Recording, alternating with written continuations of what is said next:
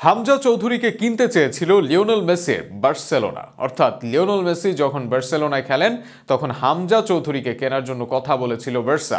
এছাড়াও বাংলাদেশে আসা ও বার্সার সেই রিউমার নিয়ে হামজা সম্পর্কে চাঞ্চল্যকর তথ্য দিয়েছে ইংলিশ গণমাধ্যম দ্য সান।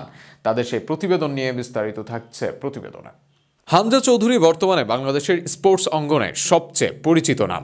দর্শকদের আগ্রহেরও কেন্দ্রবিন্দুতে তিনি নিয়মিত হচ্ছেন শিরোনাম। এবার আলোচনায় এসেছে ব্রিটিশ গণমাধ্যমে হামজাকে নিয়ে এক প্রতিবেদন, যেখানে বলা হয় হামজা চৌধুরীকে কিনতে চেয়েছিল বার্সেলোনা। কোনো ত্রুটি ছাড়াই খেলা এবং করা ট্যাকেলের দক্ষতা যুব লায়ন্স দলে জায়গা করে দেয় হামজাকে। 2018-19 সালে তিনি ইংল্যান্ড অনূর্ধ্ব 21 দলের 7টি ম্যাচ খেলেন এবং সেই সময় বার্সেলোনায় দলবদলের কথাবার্তা চলছিল বলেও জানায় দ্য সান। ওই প্রতিবেদনে ইংল্যান্ডের হয়ে হামজার বয়সভিত্তিক দলে খেলার অভিজ্ঞতা এবং তার সম্ভাব্য দলবদল নিয়েও আলোচনা করা হয়েছে।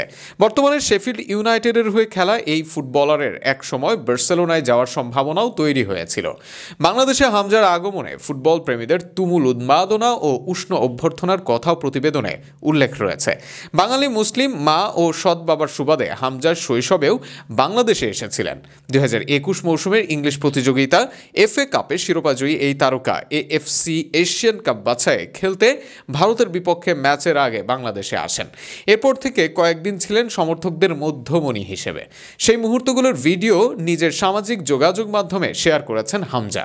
ব্রিটিশ বংশোদ্ভূত এই বাংলাদেশি মিডফিল্ডার এর আগে লাল সবুজ জার্সিতে খেলা নিয়ে একটি সাক্ষাৎকার দিয়েছিলেন। সেই সাক্ষাৎকারের কিছু অংশ ব্রিটিশ সংবাদ মাধ্যমটি প্রকাশ করেছে।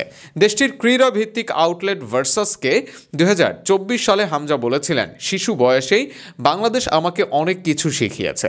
আশা করি তার অনেক কিছুই নিজের বাচ্চার কাছেও ছড়িয়ে দিতে পারবো। এর মধ্যে বিশেষভাবে উল্লেখযোগ্য হচ্ছে সবাইকে সমান মর্যাদা দেওয়া এবং তাদের সঙ্গে সম্মানজনক আচরণ করা। অবশ্য হামজার বাংলাদেশের প্রতি ভালোবাসা কয়েক গুণ করে ফেরত দিচ্ছে বাংলাদেশের ফুটবল প্রেমীরা।